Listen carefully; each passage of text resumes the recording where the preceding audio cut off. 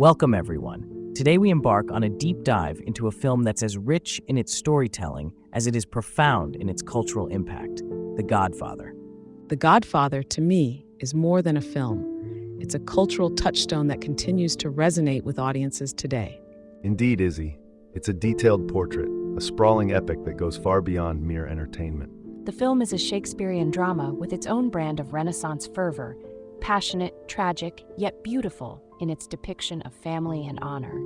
I can't help but admire the craftsmanship, but we must be cautious not to romanticize the criminality it portrays. Still, you've got to concede, Lenny, the technological influence this film had on modern cinema is groundbreaking. Jazz, you're spot on. The storytelling techniques Coppola pioneered are now textbook in film schools everywhere. True, and yet at its heart, it unravels profound themes: power, family, the American dream, in the most poignant of ways. And let's not forget the significance of cultural representation. Despite the controversy, The Godfather gave voice to Italian-American identity like never before. Oh, Izzy, absolutely. It painted the Italian-American experience in bold, operatic strokes. Representation aside, does this not perpetuate stereotypes? It's a double-edged sword that has had its share of criticism. To deny its artistry over potential stereotypes is to ignore the bigger picture, Lenny. The narrative is deep, multifaceted. Yet, we shouldn't overlook that representation impacts real communities. What it romanticizes, it also burns into public consciousness. An excellent point, Mick. The film both elevates and burdens the identities it portrays. And that's before we tap into its sheer brilliance as a cornerstone of film history. With that in mind, let us venture into our first segment, examining The Godfather's impact on the portrayal of the Mafia in American culture.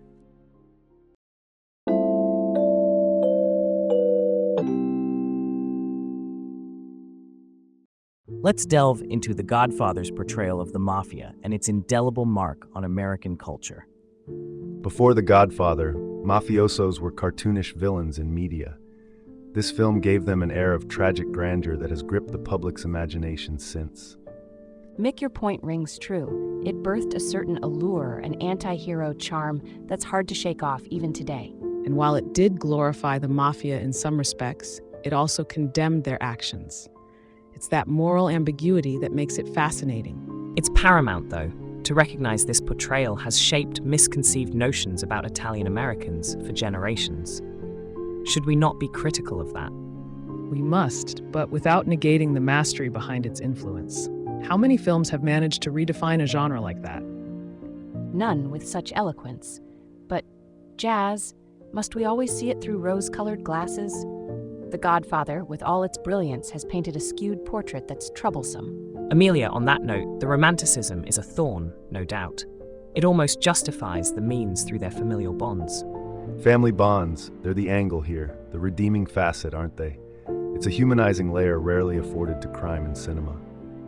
Isn't that humanizing aspect exactly what has invited the enduring attention, though, Mick? It humanized, yes, but we cannot ignore the stereotype cemented in place. To some extent, it has pigeonholed the Italian-American narrative into a narrow alleyway. Stereotypes aside, the film does expose the tragic cost of this lifestyle. The paranoia, the loss, the loneliness. It doesn't shy away from the cost of business. But Jazz, even these tragedies are framed with a certain nobility, building a mystique around a dangerous and harmful world. Lenny has a point. It's a narrative seen through a very specific lens, with consequences that reach beyond cinematic boundaries. Indeed, The Godfather has left us with a legacy as complex as the Corleone family itself.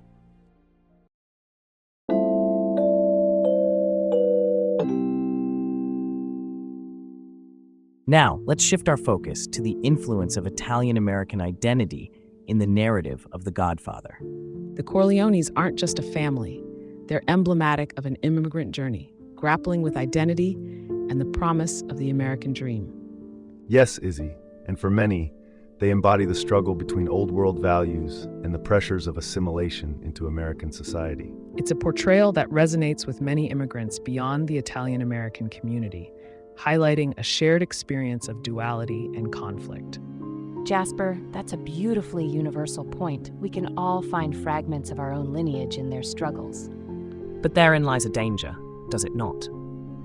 To generalize the immigrant experience is to risk simplifying a tapestry of narratives. Lenny, while true, Coppola captures a cultural nuance that demands appreciation, not dismissal. The film weaves a rich narrative, but we've seen the Italian-American identity sometimes reduced to stereotypes of organized crime, which is problematic. Absolutely, Mick, and yet such nuances in portrayals are rarely gifted to other ethnic groups. This is worth pondering. It seems, then, we recognize the Godfather's double-edged sword, illumination and shadow cast over a community's public image. To ignore its cultural resonance would be a disservice, just as overlooking its perpetuation of stereotypes would be negligence. It's a precarious balance, Jasper. How do we celebrate the art without internalizing the myth? Yes, and how do you dismantle a stereotype that's been, for some, immortalized in celluloid? The legacy of The Godfather stretches far, complex in its intertwining of cultural identity and stereotype.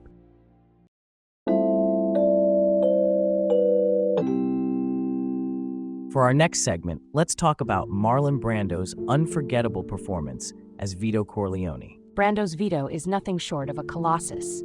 Through a whisper, he commands the scene, a testament to his unparalleled skill. His method acting brought a realism that wasn't just felt, it was palpable. This was a man personifying power with the gentleness of a father's touch. His performance, excellent as it was, posed a risk. It almost eclipsed the violent undercurrents of Corleone's actions with a veneer of nobility. Lenny, Brando offered layers to a character that could easily have been a caricature. That's no small feat. Brando encapsulated an entire generation's struggle and identity. He projected such presence, don't you think? Indeed, Izzy, and let's not forget the work he put into becoming Don Corleone. The voice, the mannerisms, it was a complete transformation. But at what point does the transformation romanticize a figure we should otherwise revile, Jasper? Is mastery of the craft enough to excuse that? Lenny, I hear you. And yet, if art doesn't challenge us by making us empathize with the complex villain, what's its role? So while Brando's Vito may charm us, we must be wary of how this charm alters our moral reception of the character. His allure is a narrative device, one that invites us to question our own moral compass. The real success was in making Vito's complex morality relatable on a human level. There's no denying that. Brando's performance remains as arresting today as it was in 1972, vivid, multifaceted, and utterly human.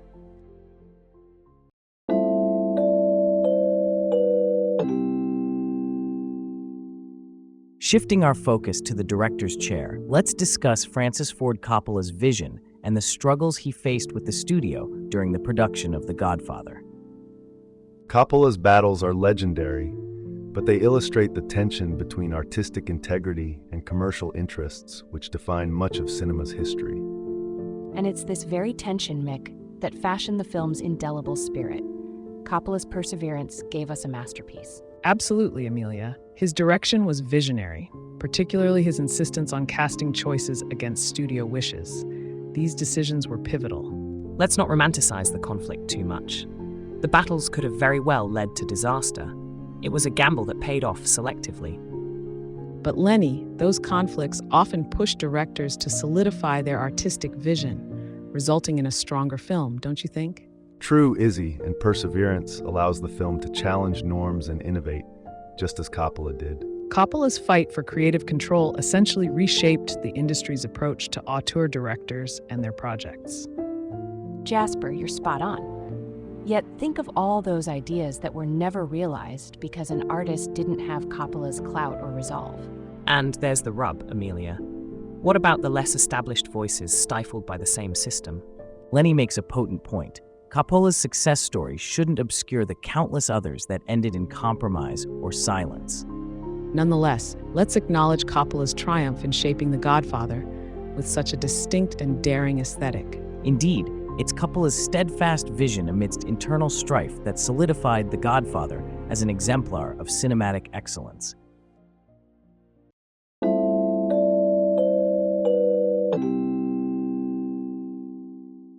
Let's move on and discuss the transformation of Mario Puzo's novel into the film that would become The Godfather. The adaptation process is often a fraught one. How did the collaboration between Puzo and Coppola fare? The novel was rich in detail, but Coppola and Puzo extracted its essence, focusing the sprawling narrative on the family drama, which is the heart of both the book and the film. Indeed, Amelia, they distilled the narrative without losing the novel's soul, which is where many adaptations falter. And yet, each medium has its champions. Some nuances of the novel's characters were inevitably lost in the adaptation, a necessary evil of the art form. Necessary? Perhaps. But the book's subtlety is somewhat steamrolled by the film's need for visual impact. Is the novel not the more comprehensive medium, after all? But Lenny, the film brought to life characters in ways words alone could not convey. The impact of Brando's Don Corleone or Pacino's simmering portrayal of Michael, this is the power of cinema. Lenny, you can't deny that some of the novel's more indulgent diversions were wisely trimmed for the sake of cinematic pacing. True, Jasper, the audience might have found a meticulous retelling a bit leaden, despite the book's popularity. And we must acknowledge the artistry in weaving so many intricate plot threads into a film that feels both grand and intimate. There are merits in keeping the core narrative while creating a work that stands on its own. The film, The Godfather, is a strong testament to that. Yes, it's the mark of a great adaptation, capturing the spirit of the source material while breathing new life into the story for a different medium. The symbiotic relationship between Puzo's literary construct and Coppola's vision speaks volumes about the adaptation's success.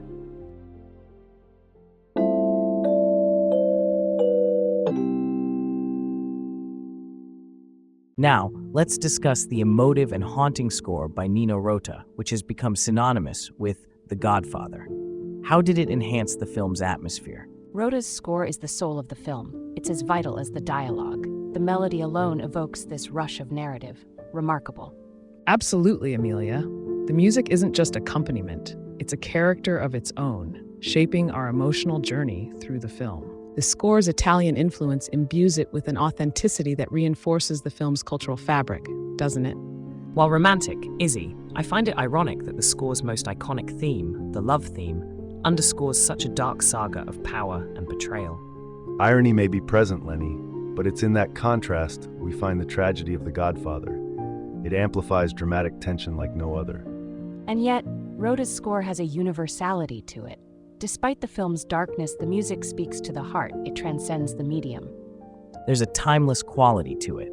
The music, much like the story, has etched itself into our collective memory. The score's legacy is unquestionable. Countless films have tried to mimic its emotional resonance, but few have succeeded. It's this resonance that binds us to the character's fate, making the experience of watching The Godfather as visceral as it is contemplative. Agree, Izzy. The score is pivotal, and its apparent dissonance to the on-screen action is perhaps what makes it so effective. Rota's composition certainly weaves its own narrative, becoming the haunting echo to the Corleone's tale of power and loss.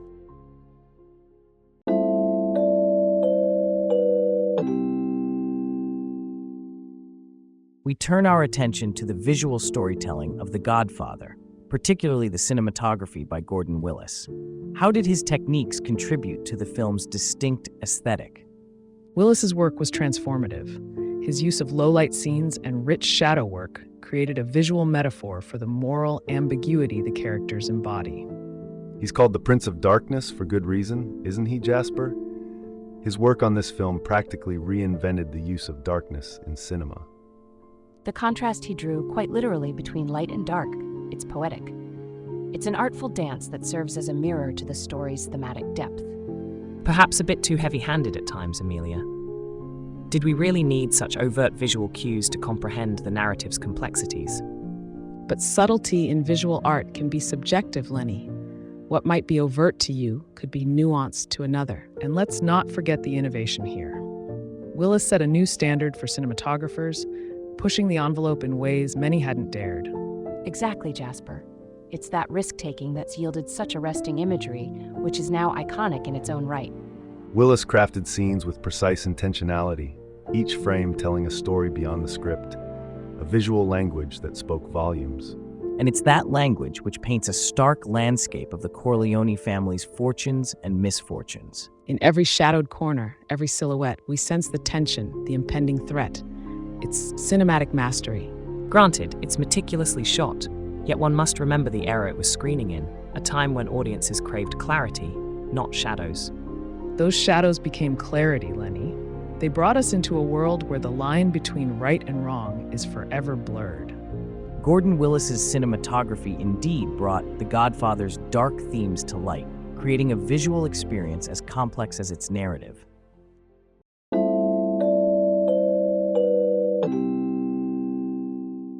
Casting is crucial to any film's success, and The Godfather had an iconic ensemble.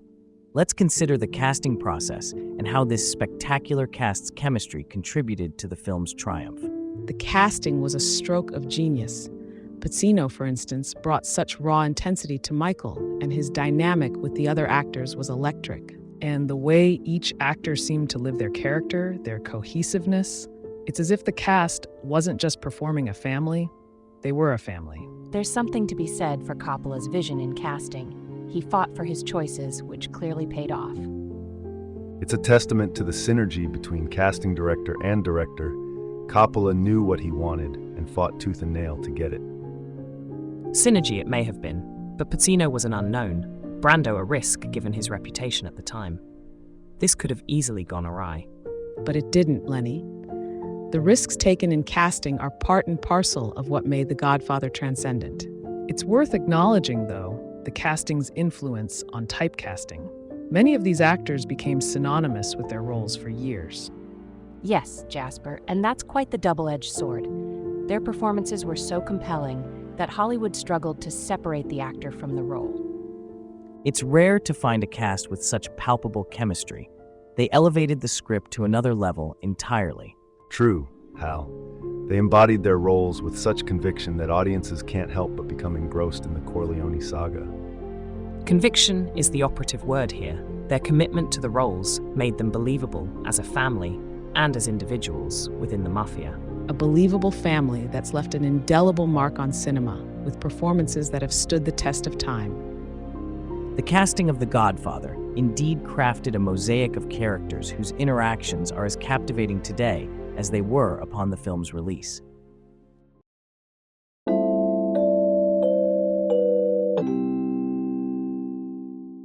As we approach the tail end of our discussion, let's examine the enduring legacy and the acclaimed critical reception of The Godfather and its influence on cinema and filmmakers. The film's impact is indelible. It's the gold standard for not just mob films, but for character-driven storytelling.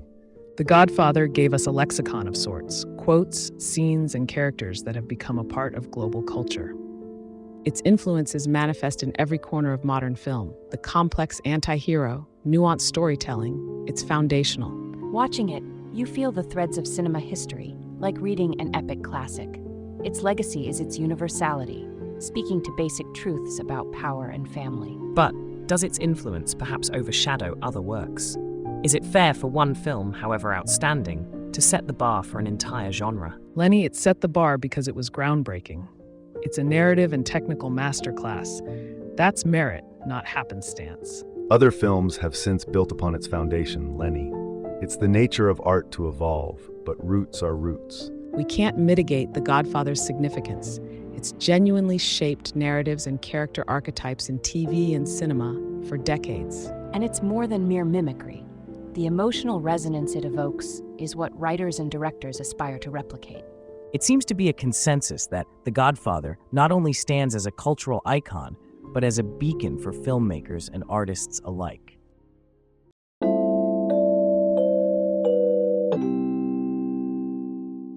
As we near the end of our discussion, let's reflect on the symbolism and themes of The Godfather, namely power, family, and the pursuit of the American dream. The Corleone's pursuit of power is emblematic of the American dream gone awry.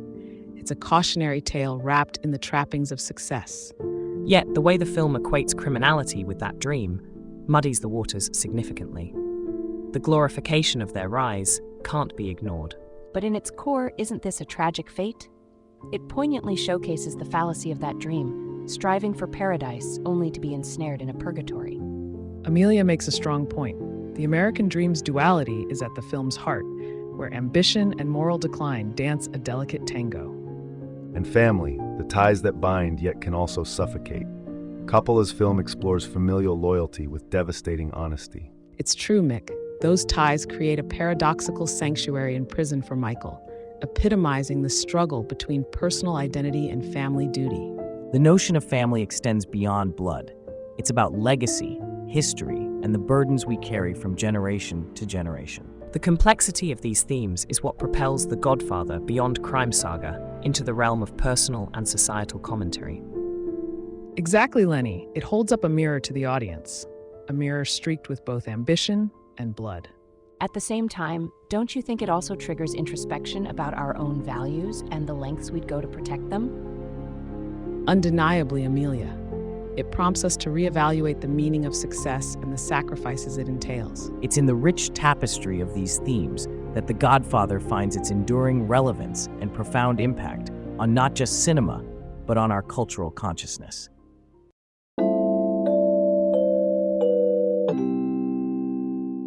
As we conclude, let's each offer our final thoughts on the Godfather and the numerous subjects we've touched upon today. It's been a spirited discussion, Hal. My takeaway is that regardless of the debates surrounding it, The Godfather remains a transcendent piece of art that continues to inspire and provoke. I've appreciated the insights today. The Godfather has confirmed my belief in cinema's power to shape technology, narrative, and ethics, painting a complex portrait of humanity's ambitions and follies. This conversation has only deepened my respect for the film. It's clear that the cultural and social impact of The Godfather is as intricate and nuanced as its cinematography and score. Indeed, Izzy. Despite my critiques, I cannot deny the film's craftsmanship and the way it's embedded itself into the fabric of movie history. I'm reminded once again of the poetry that binds The Godfather to its audience, through its timeless themes and characters that linger long after the credits roll. And to tie together our medley of opinions, The Godfather, despite, or perhaps because of, its controversies and complexities, stands as a pillar in storytelling and cinematic achievement. Each time I watch it, I spot another layer, another detail that cements its place as a visionary work. It's a well that never runs dry. The Godfather isn't just a story, it's a phenomenon of narrative technique and compelling character exploration. The discussions it ignites are invaluable. I'll always be intrigued by how a film so specific in its cultural exploration can speak universally about power and consequence, art and life. You all make persuasive points.